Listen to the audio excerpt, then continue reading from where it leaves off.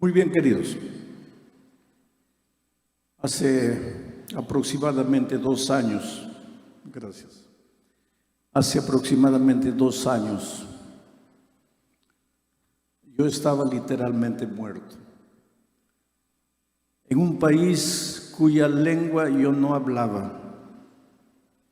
En un país que no hablaba las lenguas que yo hablo. Sin poder comunicarme con la gente, agonizando en la cama de un hospital. La guerra, el ataque de Rusia contra Ucrania se aproximaba. Yo me preguntaba, ¿qué estoy haciendo aquí? Evidentemente estaba cumpliendo la misión que Dios le encomienda a un pastor. Pero mi pregunta era, Señor, ¿por qué? Yo no vine a hacer turismo, no vine a pasear. Yo vine a predicar tu palabra. Lo mínimo que podrías hacer es cuidarme. ¿Por qué permitiste que me enfermase? Pero una vez más aprendí una gran lección. Cuando Dios en su infinito amor y sabiduría permite que llegue a tu vida el bien, es porque es bueno para ti. Y cuando permite que llegue el dolor, la enfermedad, también es porque Él sabe que es lo mejor para ti. Porque Dios te ama. Dios nunca permitiría que llegue a tu vida algo que te va a destruir. Evidentemente yo salí mucho más maduro espiritualmente de aquel incidente. Por eso, el tiempo que estoy viviendo, yo le digo a Dios, es tiempo de gracia. Si Dios me levantó y me trajo, cuando llegué a Brasil, donde vivo, 2 días después empezó la guerra, yo entendí que Dios tenía un propósito para mí. Y si estoy esta noche aquí, es porque Dios debe tener un mensaje especial para ti. Porque Dios quiere hablarte. Les pido perdón porque no me puedo tomar una foto con cada uno de ustedes, no puedo abrazarlos. No es porque no los ame, es porque no hay circunstancia para eso. Pero en el cielo un día tendremos toda la eternidad para poder pasar tiempo juntos. Vamos al texto bíblico. Hebreos capítulo 11. He pedido que coloquen el texto en la tela y voy a usar constantemente el texto. Los versículos 24, 25, 26 y 27. Voy a leer primero todo el texto, versículo por versículo. Ya está el texto ahí, muy bien. El primer versículo, el versículo 24, dice: por la fe Moisés, hecho ya grande, rehusó llamarse hijo de la hija de Faraón, escogiendo antes ser maltratado con el pueblo de Dios que gozar de los deleites temporales del pecado, teniendo por mayores riquezas el vituperio de Cristo que los tesoros de los egipcios, porque tenía puesta la mirada en el galardón. Hasta ahí, hasta el 26. Muy bien. Vuelvo al versículo 24 y dice: por la fe Moisés, hecho ya grande, rehusó llamarse hijo de la hija de Faraón. Por la fe Moisés, hecho ya grande. Aquí hay un principio que Dios quiere enseñarte. En esta vida todos crecemos. Un mensaje especial para los padres. Tu hijo, ese hijo pequeñito que está a tu lado o que está en tus brazos, va a crecer. Porque en esta vida todo nace para crecer. Y si cuando tus hijos lleguen a ser grandes, quieres tener alegrías, ¿Quieres levantar los brazos al cielo y agradecer a Dios por las maravillas que ha hecho en la vida de tus hijos? Yo te doy un consejo. Aprovecha que ahora tus hijos son pequeños. Hazte amigo de ellos. Conquístales el corazón ahora que son niños. Juega con ellos. Revuélcate en la tierra con ellos. Ustedes, padres, madres, deben ser los mejores amigos de sus hijos. Ellos pueden tener secretos para cualquiera, menos para ustedes. Así cuando ellos sean jóvenes, cuando los arrobos de la juventud los amenacen, tú tendrás una poderosa influencia en la vida de tu hijo, en la medida en que has gastado tiempo con ellos cuando eran pequeñitos.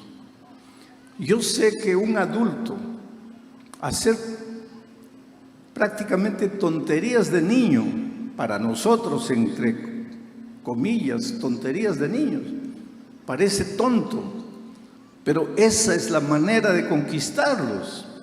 Esa es la manera de que ellos te consideren su mejor amigo. Y cuando sean grandes y tengan dificultades, o tengan dudas, o tengan inquietudes, recurran a ti, porque tú los has conquistado de niños.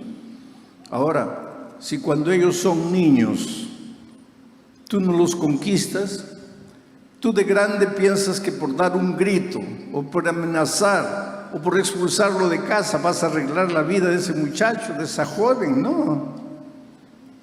Recuérdate que ese hijito pequeñito que está a tu lado crece.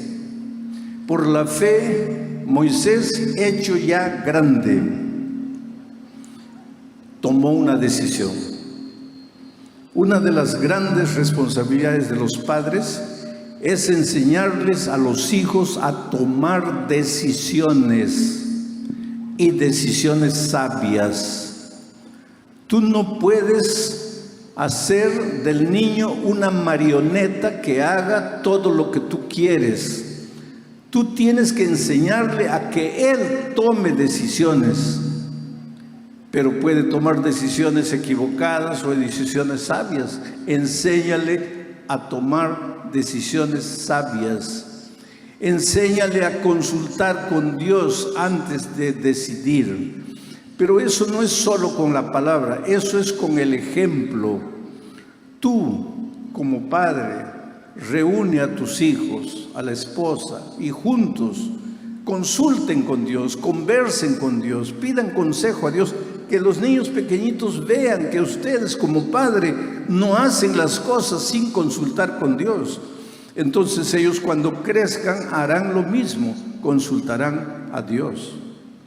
La vida, queridos, es un puñado de decisiones. Esa expresión, ¡ay, qué suerte! No existe suerte. No existe mala suerte, no existe buena suerte. No es que unos nacieron con estrella y otros nacieron estrellados. Eso no es verdad. Nuestro futuro depende de las decisiones que tomemos. Un joven un día me preguntó: pastor, ¿Dios sabe todo? Claro que sabe. ¿Dios sabe el futuro? Claro que sabe, Dios es Dios. Entonces, ¿Dios sabe que me voy a perder o me voy a salvar? Claro que sí, Dios sabe todo.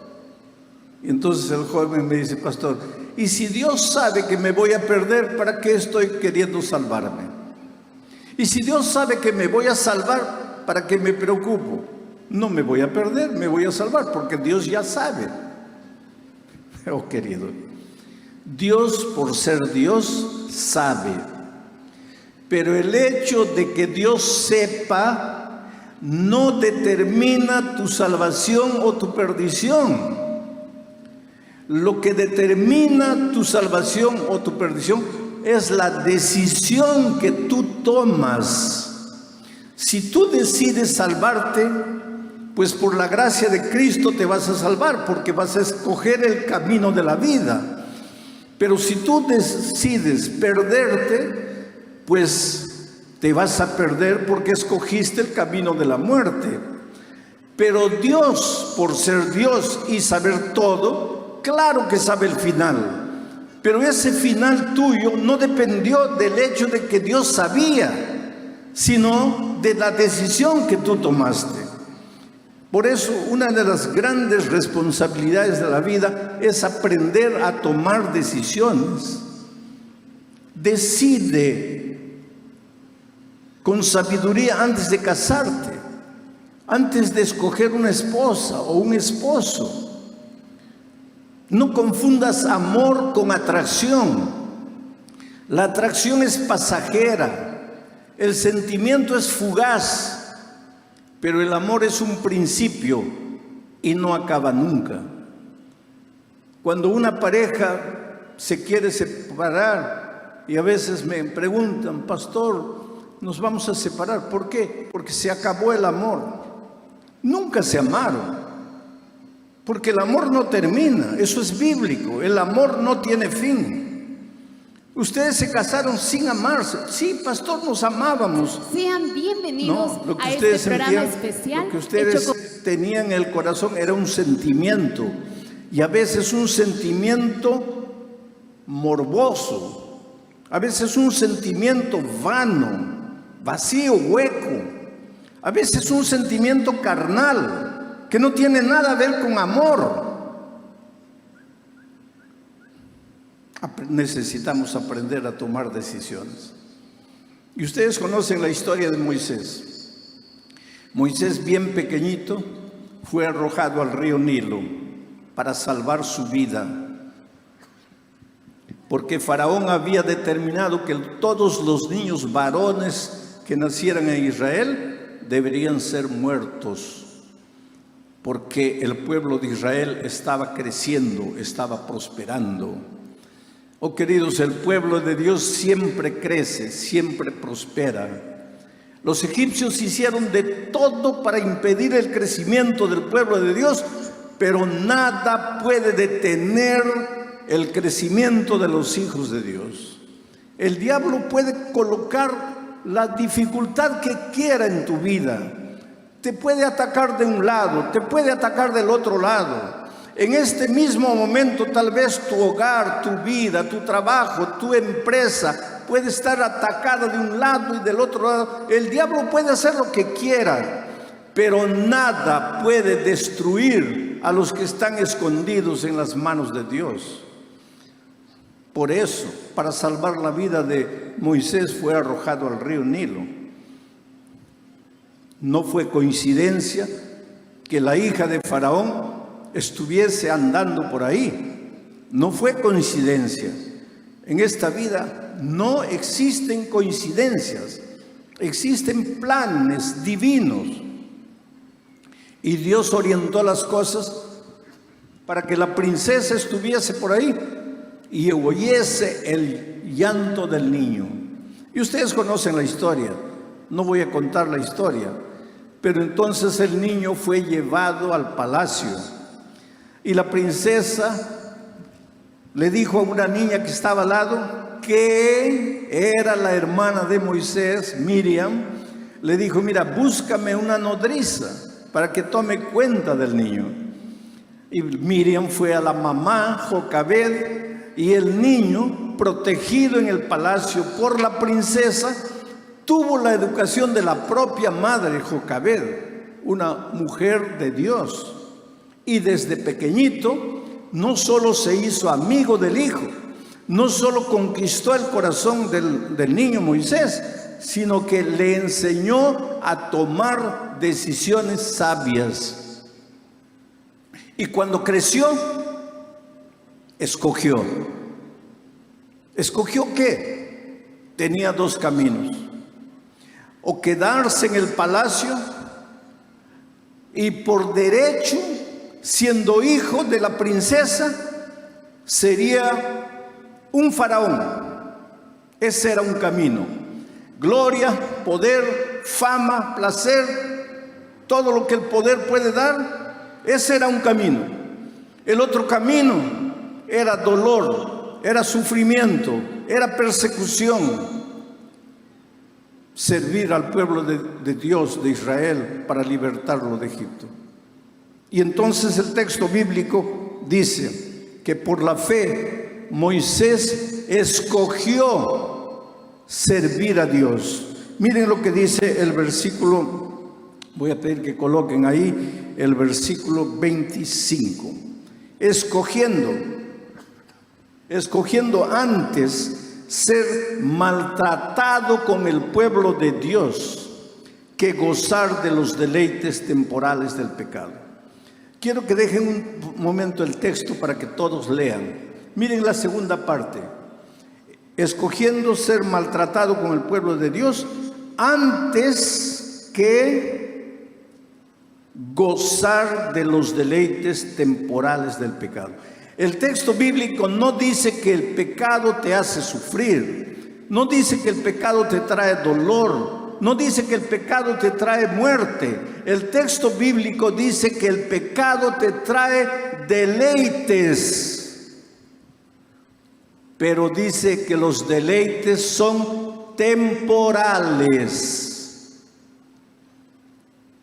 Oh, queridos, yo estaba un día saliendo de la predicación, pueden retirar el texto, estaba saliendo de la predicación en una ciudad llamada El Salvador, en el norte del Brasil, en el estado de la Bahía. Y estaba atravesando la Plaza de la Pólvora, una plaza central ahí en Salvador. Y cuando estoy atravesando la plaza, veo a un joven llorando, sentado en un banco de la plaza, con la cabeza entre las manos, llorando desesperadamente, convulsionadamente. Y me acerqué y le pregunté, ¿qué te pasa? ¿Te puedo ayudar? ¿Te sientes mal? Y cuando él empezó a hablar, me di cuenta que él estaba en ese momento en que una persona que se droga está saliendo de los efectos de la droga, que el efecto de la droga le va pasando y él comienza a caer en la realidad, porque la droga es miserable. La droga al principio te hace sentir que tienes alas, que puedes volar, te hace sentir un superhombre, te levanta a las alturas, te hace sentir que no tienes problemas. Tu vida puede estar llena de problemas, pero la droga te da como alas para salir del miserable mundo y volar por el espacio sideral. Pero cuando el efecto de la droga pasa, te sientes miserable, te sientes horrible, sientes que eres un pecador, quieres morir, quieres acabar con tu vida. Y te preguntas, ¿por qué uso droga? ¿Por qué? Yo no quiero, pero entonces, ¿por qué? Pero eso es cuando estás pasando, saliendo del efecto de la droga. Y ese muchacho estaba en ese momento. Y yo le hice una pregunta, joven,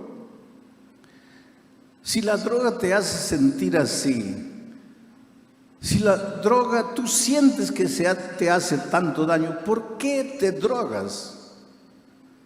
Y él me dice, Señor, usted no va a entender. Mi vida es un caos. La casa de mis padres es una desgracia. Nadie me entiende, nadie me comprende, nadie me ama. Me drogo para olvidarme de la vida que vivo. Sí, te drogaste y te olvidaste, pero ahora que pasó el efecto de la droga, te sientes un miserable y quieres matarte. Es que el pecado es así. El pecado es una droga. El pecado, dice el texto bíblico, que te presenta deleites, pero son deleites temporales. El pecado te seduce, el pecado te conquista, el pecado te hace creer que te va a hacer bien, pero te hace mal. El pecado es astuto. El diablo por tras del pecado es astuto. Sabe engañarte, te miente. Por eso el pecado en el idioma griego es amartía. Te voy a enseñar una palabra en griego, amartía, amartía. Es fácil de aprender, amar a la tía, amartía. Mañana ya puedes decirle a tu amigo que hablas griego y te pregunta qué cosa, tú le dices amartía. ¿Y qué es amartía? Pecado. Pero tú sabes lo que quiere decir amartía, literalmente. Quiere decir errar el blanco. Quiere decir, tú apuntas para allá, disparas y matas. Tú apuntas allá y matas a este aquí. Cometiste amartía, erraste el blanco. Eso es pecado. Tú escoges este camino porque quieres ser feliz, porque quieres tener el deleite que el pecado te presenta. Pero cuando despiertas, has arruinado tu vida. Has tomado una decisión equivocada. Y ojalá que tu decisión equivocada te hiciera sufrir solo a ti. Porque si te hiciera sufrir solo a ti, tú por lo menos tendrías el consuelo de decirte, estoy sufriendo por mi decisión equivocada. Lo peor es que el pecado no te destruye solo a ti. Destruye a tu esposa que no tiene culpa, o a tu esposo que no es culpado, o a tus hijos que son inocentes. Destruye tu familia, destruye tus valores, acaba con todo. ¿Y por qué fuiste para allá sabiendo que ese era el final? No, es que no sabías el final. Es que el pecado te presentó primero el deleite. Pero no te dijo que el deleite que el pecado te mostraba era temporal. Temporal. ¿Sabes cuál es el problema, querido? Que nosotros los seres humanos somos inmediatistas. Lo queremos todo aquí y ahora y no pensamos en el mañana. Yo me acuerdo cuando era niño, íbamos a salir de vacaciones. Mis padres no tenían mucho dinero, pero íbamos a pasear por ahí. Y unos días antes de salir de las vacaciones me comenzó a doler el diente. Y yo era niño en esos tiempos en que los dentistas hacían algo que los dentistas hoy no hacen, que es extraer el diente. Hoy día los dentistas no extraen diente, hacen todo lo que puedan para recuperar el diente. Pero en mis tiempos no, te dolía el diente, lo arrancaban. Y mi padre me dijo, mira hijo, antes de salir de vacaciones, vamos a sacarte el diente, vamos al dentista que te saque el diente. No, pero me va a doler. Sí, pero te va a doler un día. Pero después vas a disfrutar de las vacaciones, tranquilo.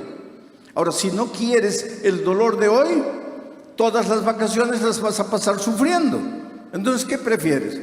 No, yo prefiero no sufrir el dolor hoy. Muy bien. Y nos fuimos de vacaciones.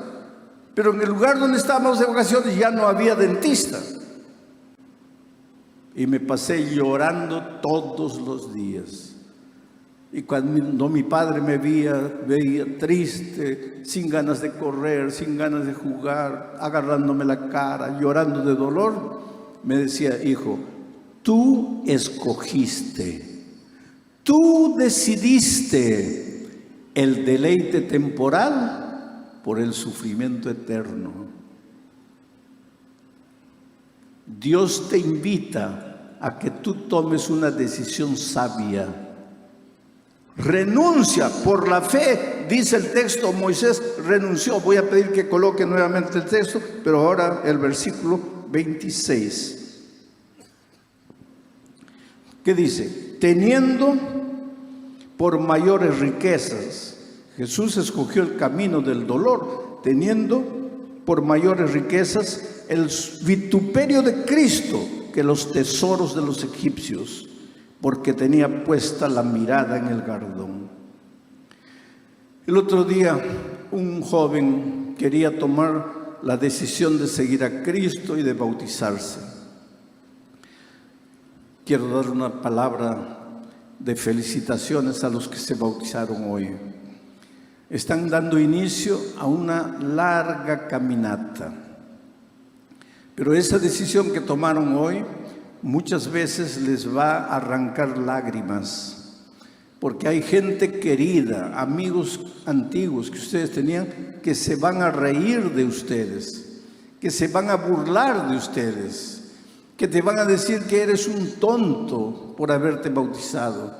Te van a decir que te están engañando, que te están lavando la cabeza, porque este asunto de religión, de evangelio, es una tontería. Te lo van a decir. Algunos buenos amigos te van a abandonar porque ya no puedes tomar una cerveza con ellos. En Nueva York sucedió una cosa interesante. Una niña, hija de un hombre muy, muy rico, de una familia judía de mucho dinero, encontró la Biblia y encontró a Jesús y se convirtió y se bautizó.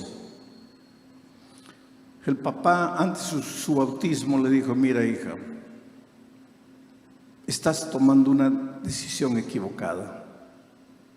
Ese asunto de Cristo, no, Cristo no pasó de un político, de un hombre bueno. Eso de que es nuestro Salvador, no, eso no es verdad.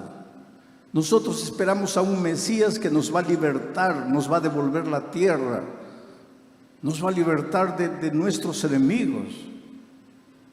Entonces está bien, si tú insistes, pues ya te hemos hablado con amor, te hemos hablado con firmeza, te hemos hasta amenazado y tú sigues.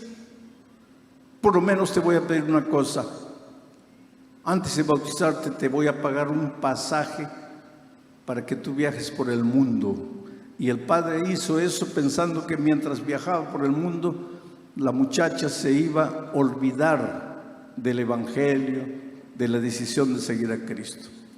Pero la niña aprovechó el viaje por el mundo para conocer en cada país la iglesia adventista, y buscaba en cada lugar por donde pasaba una iglesia, y a medida que iban pasando los días iba conociendo la iglesia en tantos países del mundo, porque en el mundo hay 238 países, y de esos 238 países, en 208 existe la iglesia adventista.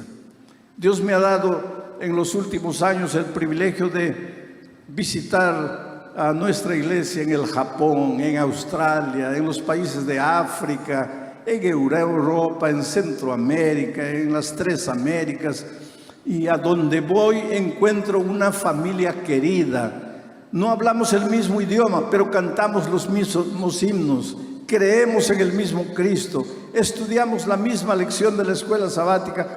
Es una familia maravillosa. Si un día tú estás perdido por ahí en un país, sin dinero, sin saber qué hacer, espera el sábado, y el sábado busca una iglesia abierta, y esa es tu iglesia.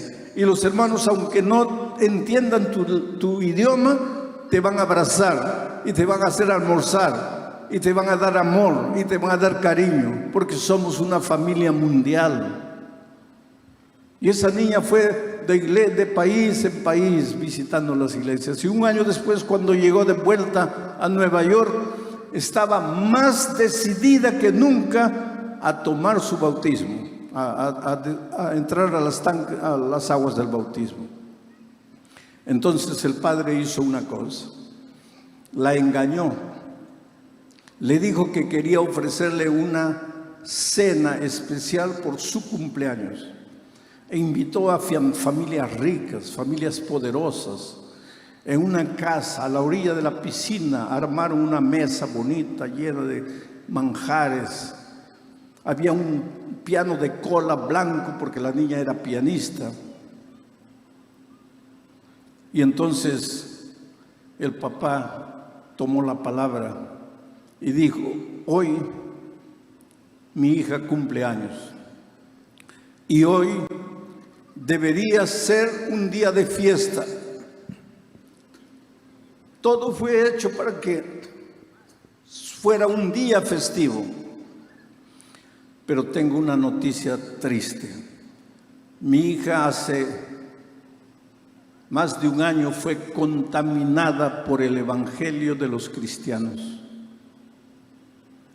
Ella cree en esas tonterías de Cristo. Y aunque hoy es su aniversario y mi hija piensa que yo he hecho esta fiesta para celebrar su cumpleaños, en realidad, hija, yo he hecho esta fiesta y he reunido a tus mejores amigos, familias ricas, poderosas aquí, para escuchar de tus propios labios tu decisión final. Has viajado por todo el mundo y yo pensaba que te ibas a olvidar de esas tonterías. Entonces, esta noche, o te quedas con nosotros para siempre, o te vas de la casa para siempre. La decisión es tuya. Y ella tenía que decidir, como Moisés: o sigo a Jesús y me mantengo mirando al invisible, o renuncio a toda la riqueza, la gloria y el poder del mundo que el dinero me trae. ¿Qué hago? El texto bíblico dice que si sigues a Jesús, no esperes aplauso, no esperes felicitaciones, porque muchos te van a perseguir, muchos se van a burlar, muchos te van a tratar de humillar por causa de tu fe, por haber decidido entregar tu vida a Cristo.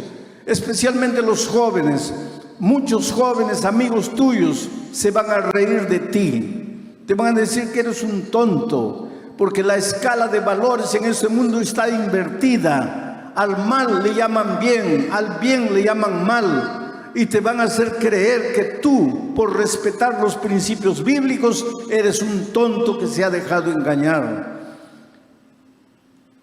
Entonces muchos tienen miedo de seguir a Jesús por eso y prefieren quedarse con la gloria, los aplausos y el dinero que el mundo puede ofrecer. La niña no podía creer que su padre la estaba exponiendo en público. Se dirigió llorando al piano blanco, se sentó y comenzó a tocar y a cantar un himno que decía: prefiero mi Cristo al vano oropel. Prefiero mi Cristo antes que las riquezas, antes que la gloria, antes que los placeres de este mundo.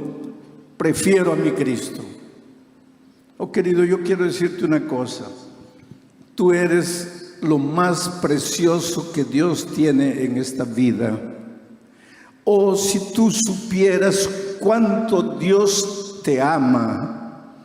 Oh, si tú pudieras entender que aunque este mundo no se importe contigo, para Dios eres lo más importante. Esta noche Dios no está viendo un estadio con 8,000 personas.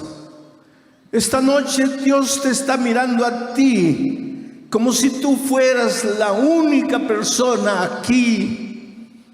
Él tiene compasión de ti. No es compasión de misericordia, no es compasión de pena. Él te entiende, porque Él también se hizo humano.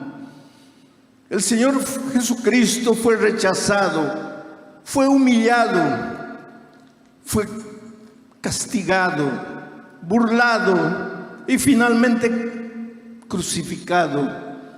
Entonces te ama, entiende el dolor de tu corazón, entiende las ansiedades que inundan tu vida a veces. Si en este momento no tienes dinero para pagar el alquiler de mañana, Dios sabe. Si esta semana vas a buscar empleo porque has perdido el empleo, Dios conoce. Si tu hogar se está destruyendo, Dios sabe. No hay nada que le puedas esconder, pero Él no puede hacer nada por ti si tú no te entregas a Él, si tú no tomas la decisión de seguirle. Por eso esta noche quiero hacer una invitación. Esta invitación no es para los miembros bautizados de la iglesia que un día ya se levantaron y ya se entregaron a Cristo.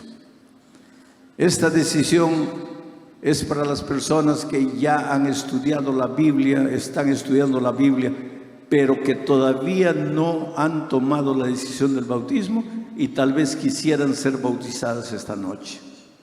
Pero esta decisión también es para ti, que aunque no conozcas la Biblia, aunque no hayas estudiado la palabra de Dios, pero sientes el amor de Dios y sientes la voz de Dios en tu corazón llamándote y diciendo: hijo, yo quiero entrar a tu vida, revolucionar tu vida, pero tienes que dejarme entrar. Entonces ven y entrégate a mí. Si tú quieres decirle eso a Jesucristo esta noche, yo le voy a pedir a Angie que venga para cantar, porque mientras ella canta, te voy a pedir que tú te levantes y vengas aquí adelante diciendo: oh Señor Jesús, yo te prefiero a ti, yo te escojo a ti, yo me entrego a ti, entrego a ti, entrego a ti, entrego a ti, entrego a ti.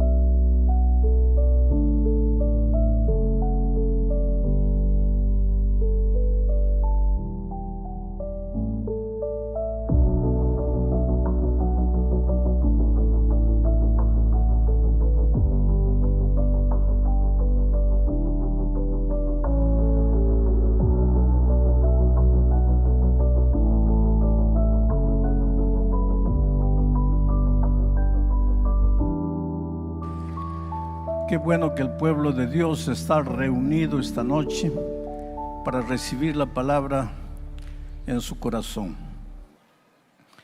Ustedes, cada uno, es lo más precioso que Dios tiene en esta vida. Si ustedes pudieran entender cuánto son amados por Dios. A veces cuando la vida nos maltrata, porque esta vida es cruel, es dura, es injusta muchas veces. El primer pensamiento que sube a tu mente es que Dios te ha abandonado, que estás solo. No es verdad. Si tuvieses la capacidad de ver el mundo espiritual, verías ahí a Jesús a tu lado llorando contigo. Nunca tendremos palabras para agradecer a Dios por cuán bueno es para con nosotros. Vamos a orar.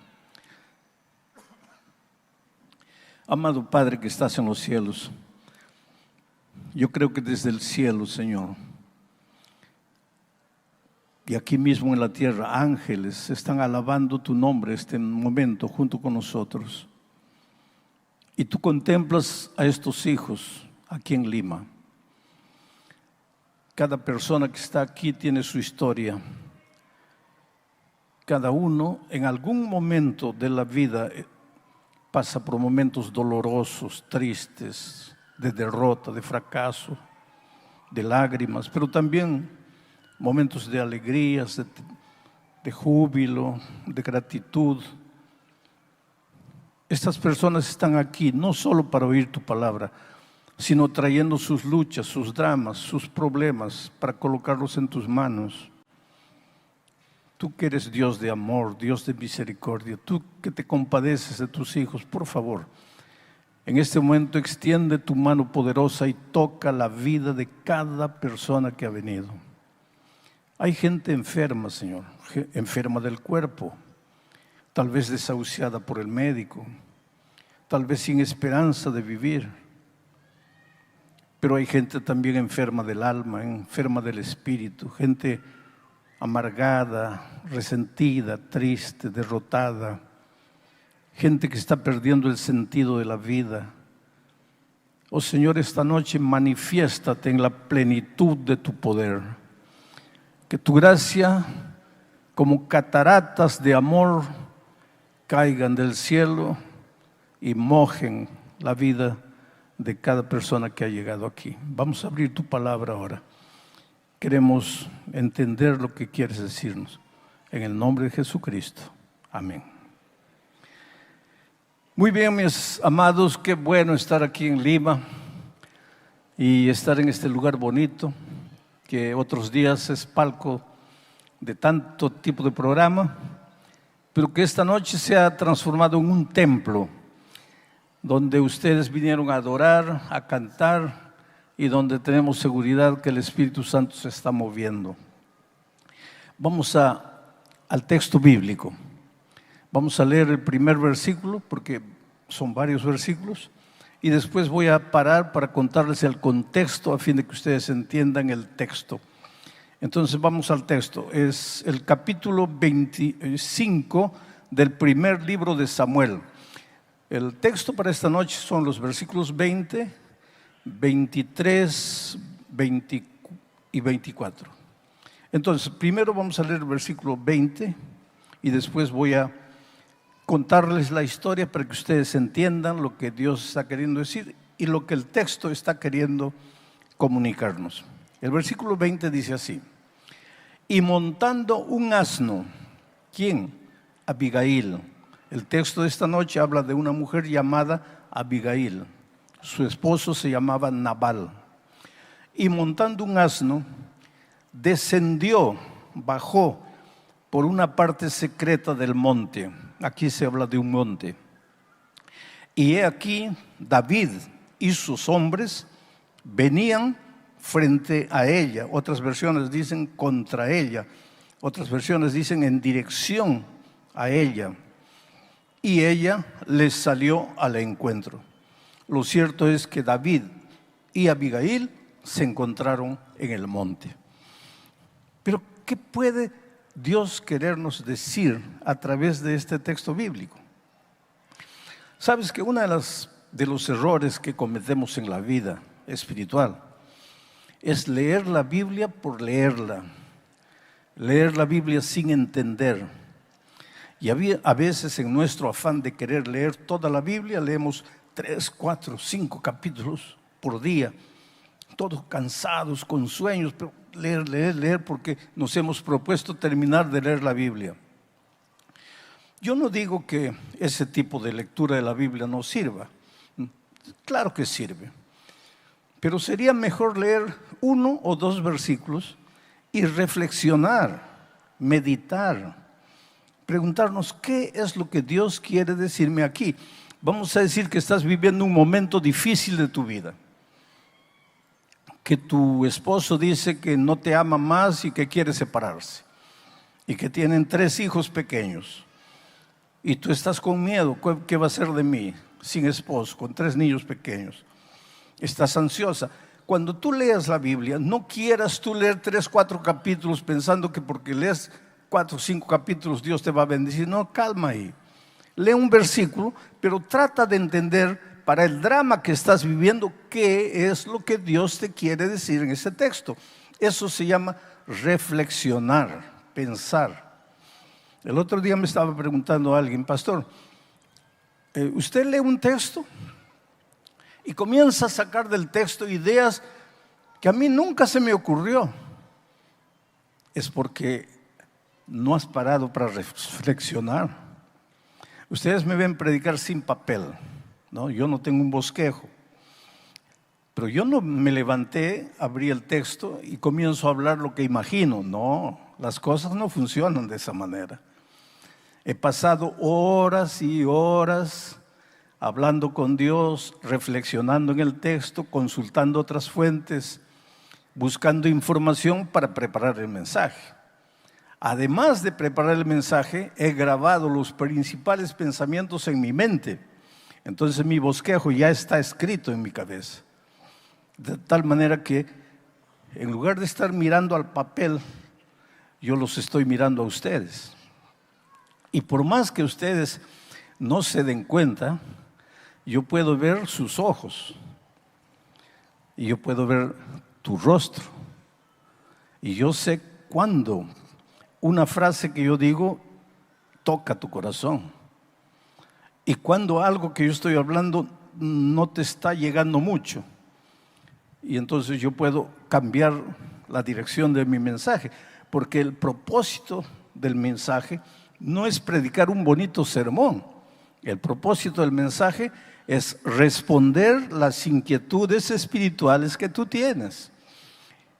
Yo me voy a considerar un pastor agradecido, un predicador feliz esta noche, cuando tenga en mi corazón la certeza de que tú has entrado buscando respuestas y vuelves feliz y agradecido a Dios. Entonces el sermón ha cumplido su propósito.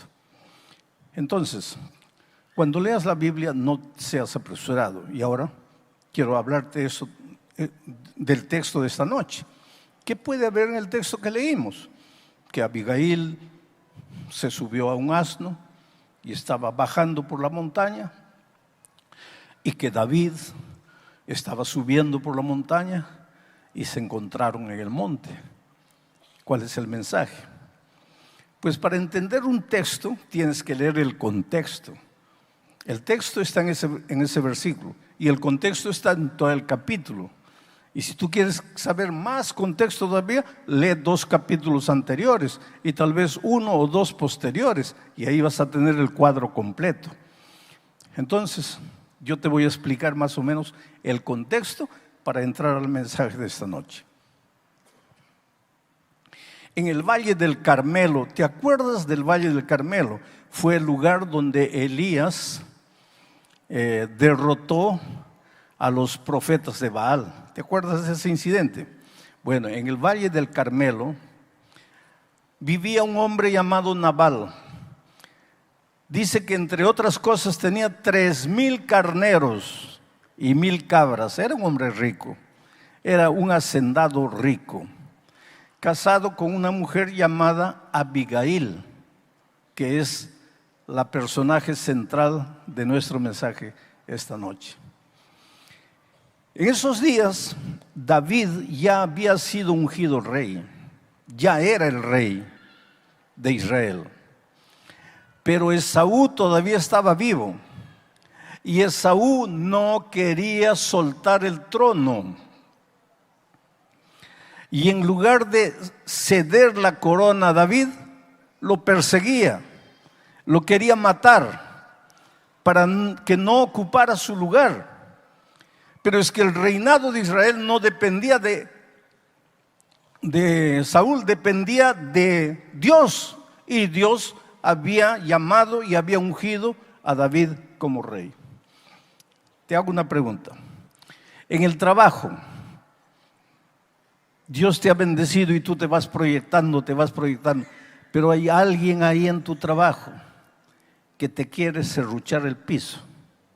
Hay alguien ahí en el trabajo que ya se ha dado cuenta que Dios te ha bendecido y que tiene miedo de ti. Y ese miedo de ti se expresa en traición. Y sin que tú sepas, va donde el jefe y trata de menoscabar tu imagen delante del jefe. Bueno, eso sucedía en aquellos tiempos. Tus enemigos te persiguen porque tienen miedo de ti. El rey Saúl perseguía a David porque tenía miedo de David. Porque cuando Dios determina quién va a ser el rey, no importa que el mundo entero haga lo que quiera, el rey que Dios ungió va a ser rey. Y si Dios te hizo nacer, te trajo a esta tierra para que seas un hombre, una mujer victorioso, no importa lo que tus enemigos hagan, Dios te va a llevar por el camino de la victoria. No tengas miedo, porque tú no viniste a este mundo porque quisiste o porque tus padres quisieron. Tú viniste a este mundo y estás vivo porque esa es la voluntad de Dios y el plan de Dios se va a cumplir en tu vida. Aunque los seres humanos hagan lo que quieran para entorpecer el plan de Dios se va a cumplir en tu vida. Bueno, el rey David estaba perseguido por el rey Saúl, estaba andando por los campos cerca del Carmelo, donde vivía Nabal, hombre rico. Y Nabal estaba haciendo una fiesta porque estaba trasquilando sus ovejas. Y cuando los pueblos en aquel lugar, los hacendados, trasquilaban sus ovejas, hacían fiesta, preparaban un banquete, invitaban a los vecinos y hasta a veces al pueblo para que comieran de gracia y participaran de la alegría de la trasquila de las ovejas. David estaba cerca, no tenía pan, no tenía comida, estaba perseguido, no tenía dónde dormir. Con su pequeño ejército dormía en las cuevas. Se enteró que Nabal estaba ofreciendo una fiesta. No fue para participar de la fiesta y comer gratis, porque para David no era tiempo de fiesta, para David era tiempo de guerra. Estaba siendo perseguido. Ojalá que nosotros entendiéramos un poco la capacidad de David de ver las cosas. Tiempo de fiesta es tiempo de fiesta, tiempo de trabajo es tiempo de trabajo. Tiempo de vacaciones es tiempo de vacaciones. Tiempo de cumplir el deber es tiempo de cumplir el deber. Para David no era tiempo de fiesta. Hay tiempo para la fiesta, para la celebración, para el júbilo, para la alegría. Por ejemplo, ustedes aquí en el mes de agosto, el 3 de agosto, van a tener la clausura, el encerramiento del programa Caleb en el estadio, posiblemente nacional. 40,000 personas reunidas en el estadio. Me pidieron que venga a predicar, voy a predicar. Pero esa va a ser celebración. Lo que ahora no es tiempo de celebración. Ahora es tiempo de trabajo. Y todos tienen que salir y buscar un amigo, un vecino, un compañero de trabajo, de estudio. estudiar la Biblia, preparar a esas personas. En la semana de evangelismo antes del proyecto Galeb, pues participar, trabajar, predicar. Y entonces sí nos preparamos para la fiesta del Estadio Nacional, porque tiempo de fiesta es tiempo de fiesta, pero tiempo de trabajo es tiempo de trabajo. El problema con nosotros los seres humanos es que nos gusta la fiesta, celebración, alegría, júbilo, aplaudimos, cantamos, queremos un show musical, pero cuando se trata de trabajar no trabajamos. Y con David las cosas eran diferentes. Ese no era momento de festividad. Así que David escogió 10 jóvenes de su ejército y los mandó a Nabal. Y les dijo, por favor, pídanle un poco de comida a Nabal, que es un hombre rico. Un poco de comida para este ejército pequeño no le va a hacer falta, él es un hombre rico. Además, cuando hubo un poco de falta de pasto en las tierras de Nabal, ellos vinieron a nuestras tierras y nosotros les ayudamos a sus pastores. Ahora ha llegado el momento de que ellos pues nos devuelvan el favor que nosotros les hemos hecho. Entonces vayan y pidan comida. Y cuando los jóvenes llegaron a Nabal y le dijeron, venimos en nombre de David, este imprudente, necio Nabal, hombre rico, hombre orgulloso, vanaglorioso, hizo una pregunta interesante. ¿Y quién es David? ¿Y a mí qué me importa David? Me recuerda mucho la pregunta que Faraón le dijo cuando Moisés le dijo que había sido enviado para libertar al pueblo de Israel. Faraón preguntó, ¿y quién es Dios? ¿Y a mí qué me importa Dios? El atrevimiento de un hombre que no tiene a Dios en su corazón, el atrevimiento de un pequeño, minúsculo ser humano que se atreve a desafiar a Dios. ¿Quién es Dios? Y en este caso de Nabal, ¿quién es David? ¿A mí qué me importa David? Y los 10 mensajeros volvieron a David con el informe y le dijeron, mira, vamos a buscar ayuda en otro lado porque este hombre dice que ni te conoce, dice que ni sabe quién eres tú, no quiso ayudarnos. David era el rey, había sido ungido rey y era un rey amoroso. Al final de cuentas es un prototipo del Señor Jesucristo, del Rey de Reyes y Señor de Señores. Pero la actitud de David ahora cambió y dijo, no quiso ayudarnos. Entonces ahora vamos a tomar todo por la fuerza, porque al final de cuentas todo lo que él tiene pertenece al reino. Y agarró su pequeño ejército y se dirigió hacia el Carmelo para tomar por la fuerza. Venía ahora la destrucción para Nabal y su gente. Pero un hombre de Nabal se enteró que ahora el rey venía y ya no venía en son de paz, ya no venía con amor, ahora venía con justicia. Y ese hombre de Nabal corrió a la esposa de Nabal, Abigail, y le dijo, mira, tu esposo le negó ayuda al rey y ahora el rey viene a tomar por la fuerza todo y nos va a destruir. Entonces Abigail preparó comida, mandó hornear pan, agarró frutos secos, entre ellos higos, llenó en bolsas, en canastas y se dirigió al encuentro del rey David.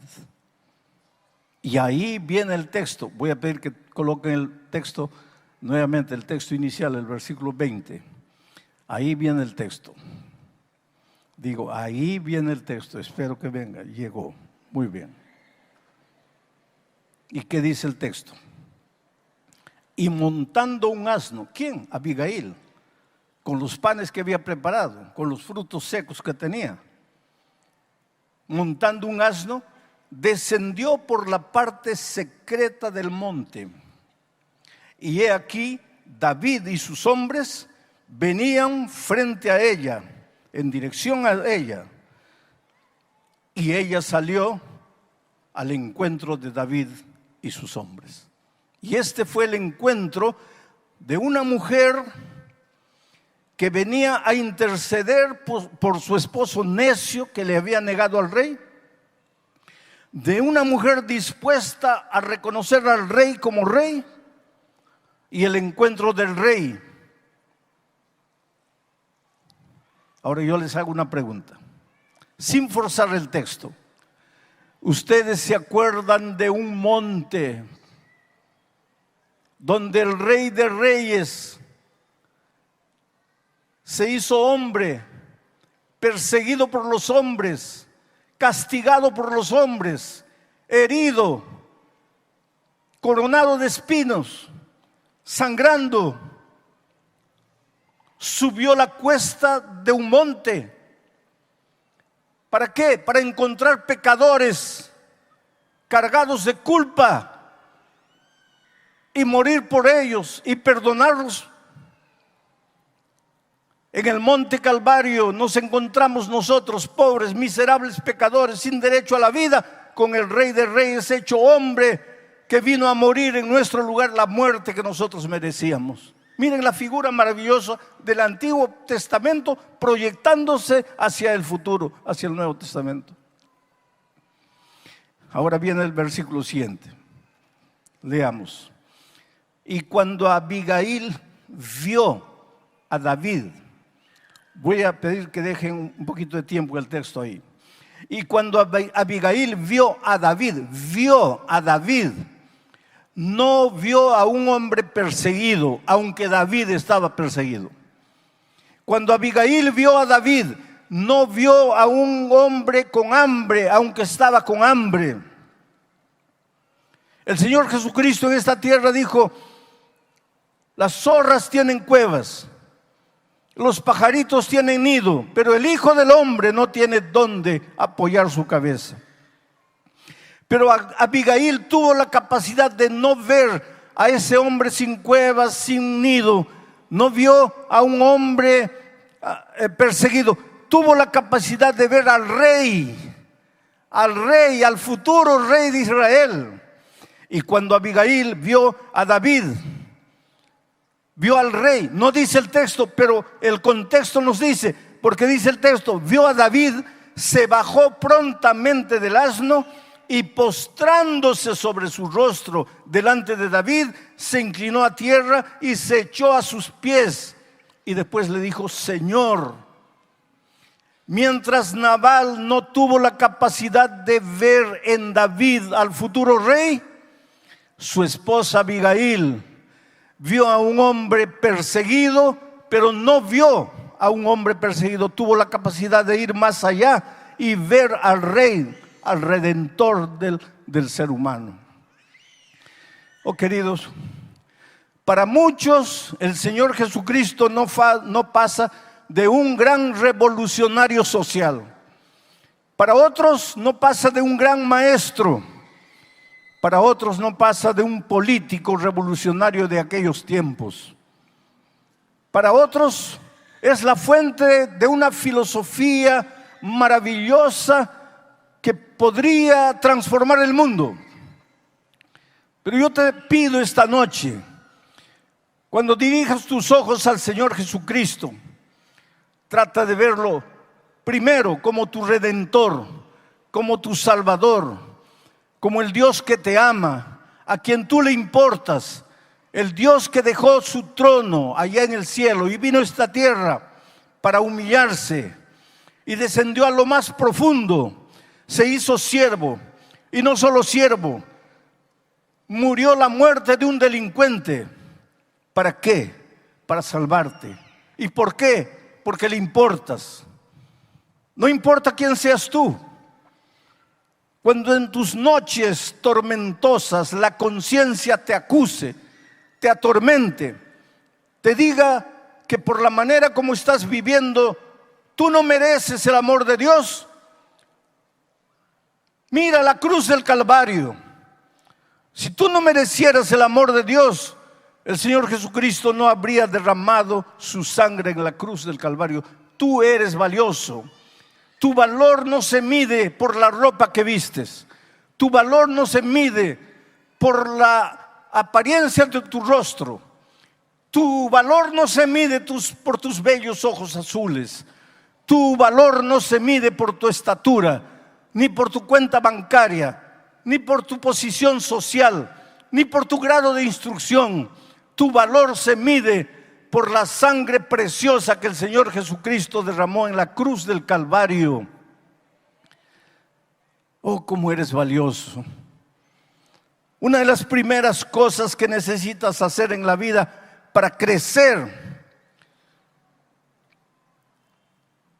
es aceptar que eres valioso, porque el Señor Jesús te ama.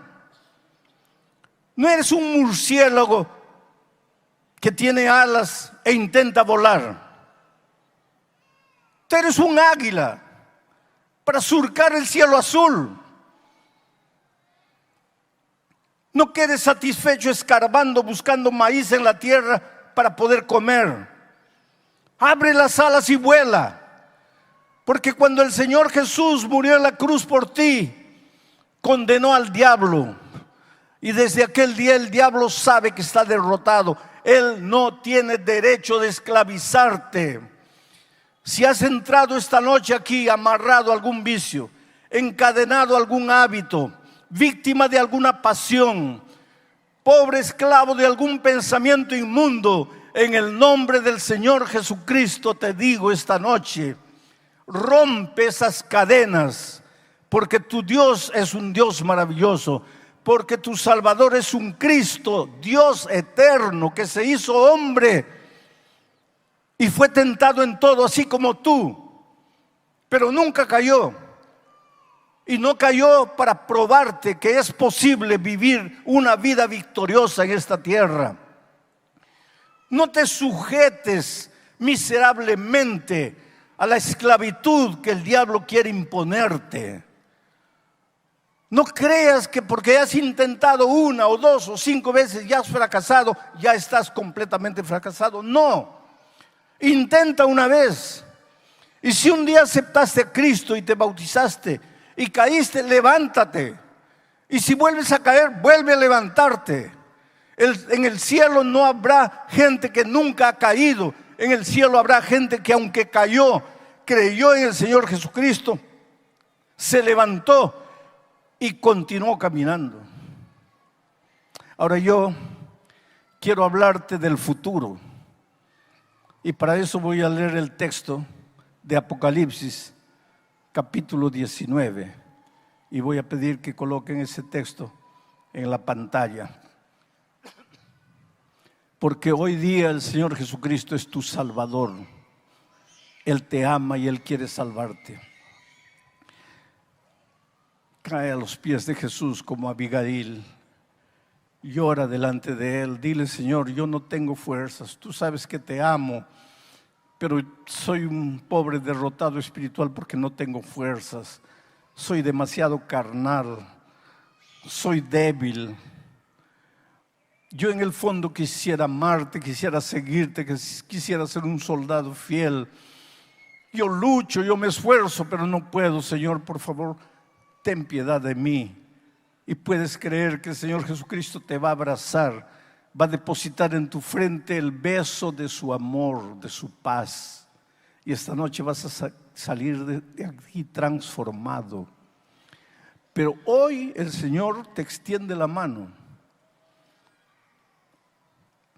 Te pide pan, te pide agua. Es tu corazón. Dame, hijo mío, tu corazón, dice Él. Pero breve, querido, muy pronto el Señor Jesús va a regresar, pero ya no como tu Salvador, va a regresar como tu Rey. Y mira cómo Juan lo describe. Lee el versículo en la tela. Dice así: entonces vi el cielo abierto. Está Juan mirando la visión. Entonces vi el cielo abierto y he aquí un caballo blanco. En el monte era un asno, aquí es un caballo. Y he aquí un caballo blanco. y el que lo montaba se llamaba Fiel y Verdadero, y con justicia juzga y pelea. Este es el Señor Jesucristo. Pero ya no es ahora el Salvador amoroso que toca tu puerta, que te llama, que te invita. Ahora es el Rey que viene a reinar, que viene a juzgar. El versículo 11 dice, el 13 dice, estaba ese hombre vestido en el caballo blanco que vio Juan, estaba vestido de una ropa teñida en sangre, y su nombre es el Verbo de Dios. Mi pregunta es, ¿por qué su ropa, por ocasión de su segunda venida, está teñida en sangre? ¿Por qué? Y si ustedes siguen leyendo el texto, verán que esa sangre es el jugo rojo del lagar. Porque cuando el Señor Jesucristo viene para juzgar, viene para establecer su reino. Ese día, aquellos que hoy aceptaron al Cristo Salvador, levantarán las manos al cielo para esperar al Señor Jesucristo. Y aquellos que hoy rechazaron, endurecieron su corazón, no abrieron la puerta, no tomaron la decisión, ese día correrán a las piedras, a las rocas, y dirán: caigan sobre nosotros, porque no podemos soportar el rostro del que viene en gloria y majestad.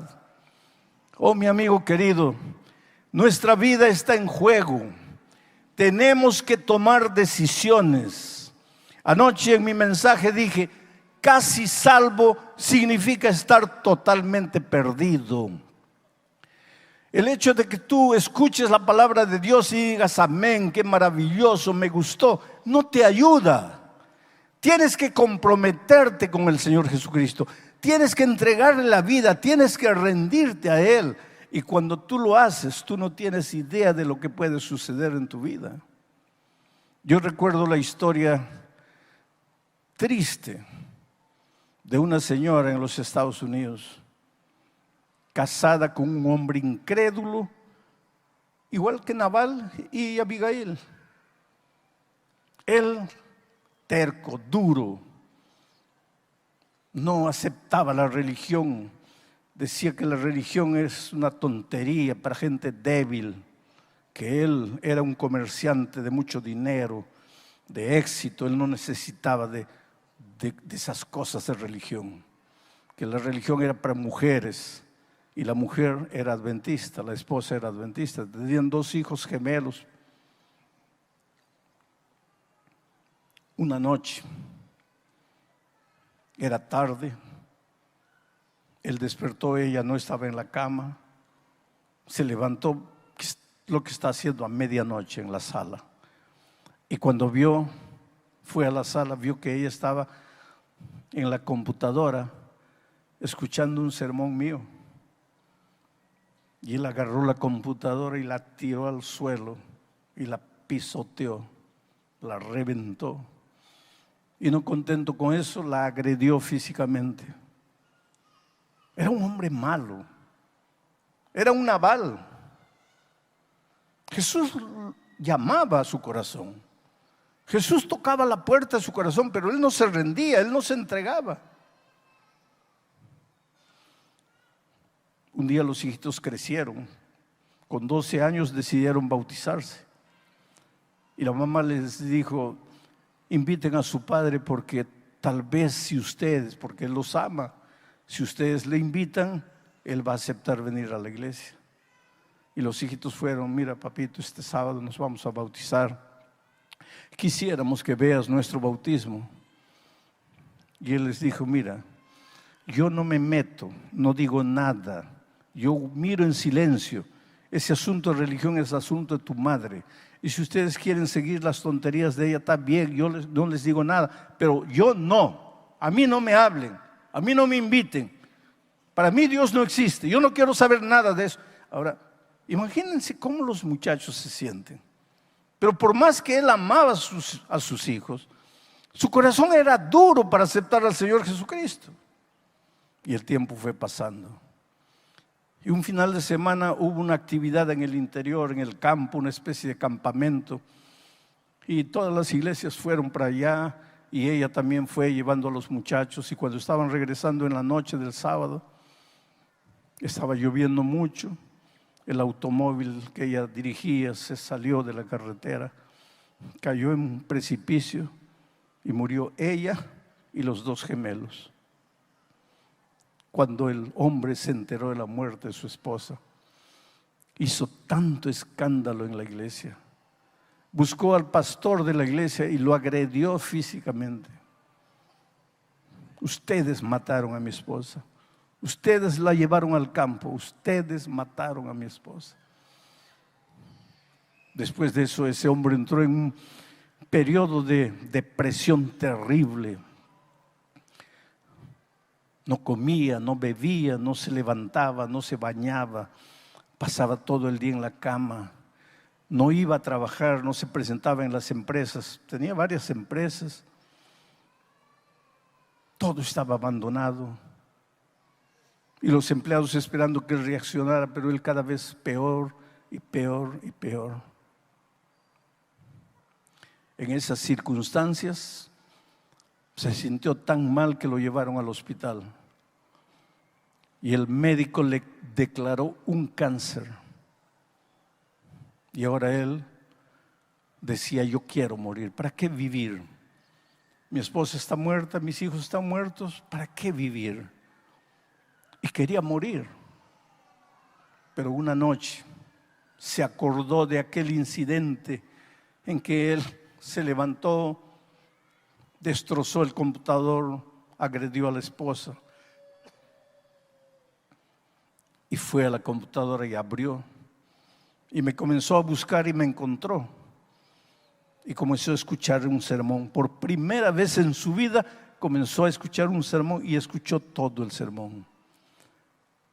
Y cuando terminó cayó de rodillas, llorando, desesperado. Y dijo, ahora entiendo lo que mi esposa encontró. Ahora entiendo el mensaje que mi esposa seguía. Pero ella estaba muerto, los hijos muertos. Y él lloró, lloró, lloró la noche toda y adormeció en el suelo. Pero la mañana siguiente se levantó diferente.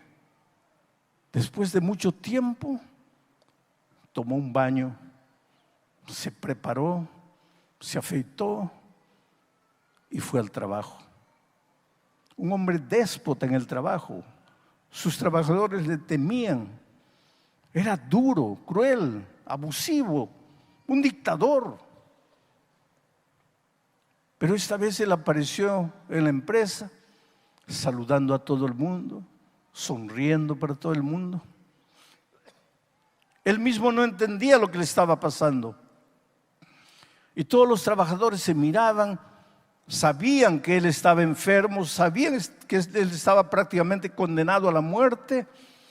Y entonces los trabajadores murmuraban entre ellos y decían, él va a morir. Y las personas antes de morir se ponen así, buenitas, todas saludan. Pero lo que ellos no sabían es lo que Dios estaba operando en la vida de ese hombre. Comenzó a escuchar sermones y sermones. Y sus ojos se abrieron a las verdades bíblicas, a un mundo espiritual que él no conocía. Y lloraba. Y decía, si yo pudiera volver atrás. Tenía todo para ser feliz. Una esposa linda, cristiana, una madre extraordinaria, hijos preciosos. Tenía todo para ser feliz. Lo arruiné. ¿Cómo quisiera volver atrás para aceptar a Jesús allá? Ahora, ella está muerta, mis hijos muertos. Por eso la Biblia dice, hoy es el día de buena nueva. Por eso la Biblia dice, hoy es el día de decisión.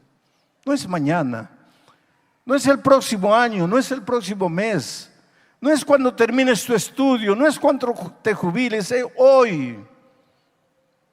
Porque un día tal vez quieras decidirte Pero te harás la misma pregunta que este hombre: ¿por qué no antes? ¿Por qué tuve que dejarlo para hoy?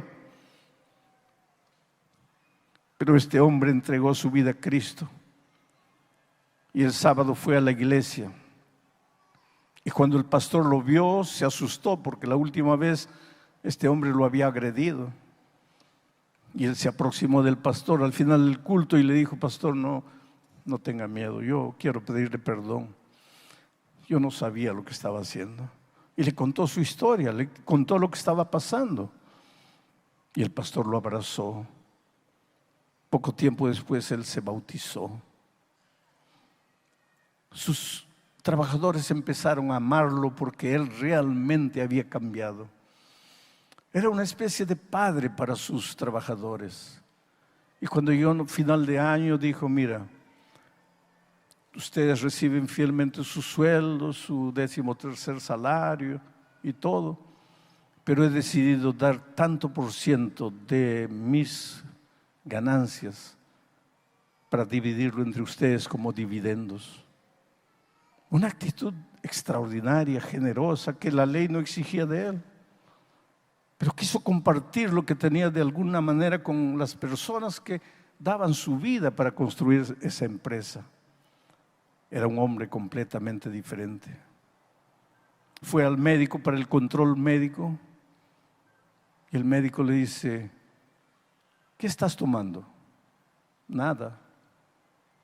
No, tienes que estar tomando alguna cosa fuera de los remedios que yo te doy. ¿Qué estás haciendo? Nada. Le dice: entonces te voy a pedir que hagas otro examen porque algo está mal. Y él hizo otro examen y algunos días después el médico le dijo: mira, tenemos que hablar, si tú quieres que yo te ayude, tenemos que hablar bien claro. Dime, ¿qué es lo que estás tomando? ¿Qué es lo que estás haciendo? Porque no es normal lo que está pasando contigo. Pero yo le digo: doctor, no estoy haciendo nada. La verdad es que no estoy ni siquiera tomando los remedios que usted me da porque yo estaba completamente desmotivado para vivir.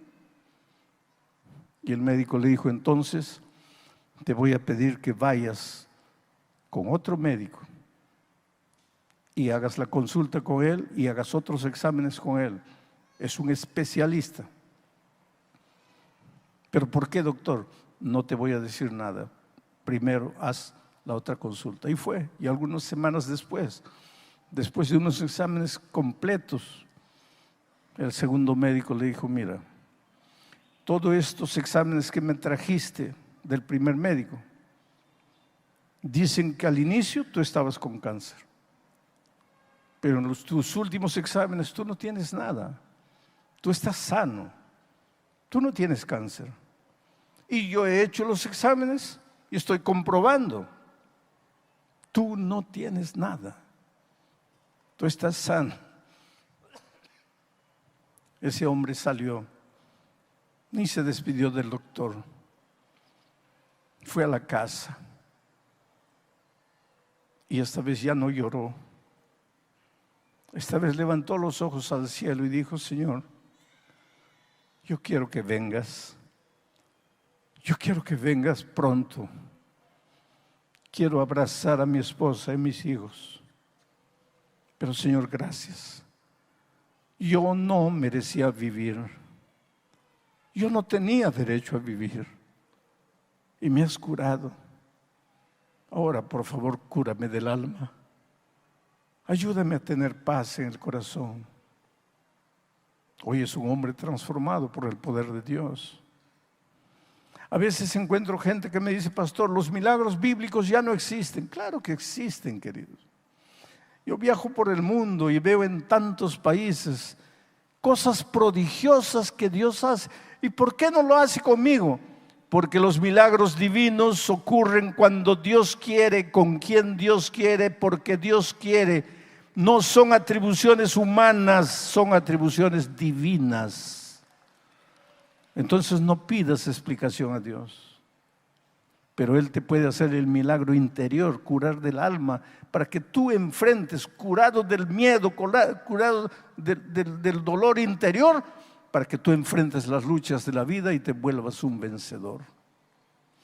Por eso esta noche te voy a hacer una invitación. Esta invitación es para que vengas al monte del Calvario, trayendo tus cuitas, tus penas, tus dolores, tus angustias, tus tristezas, montado en tu asno, para encontrarte con el Rey y Señor de señores, que ahora es tu Salvador. Para encontrarte como Abigail se encontró con David. Muchos de ustedes ya se han preparado para el bautismo, ya han estudiado la Biblia. Todavía no se han bautizado, pero ya han estudiado la Biblia y podrían bautizarse inclusive esta noche.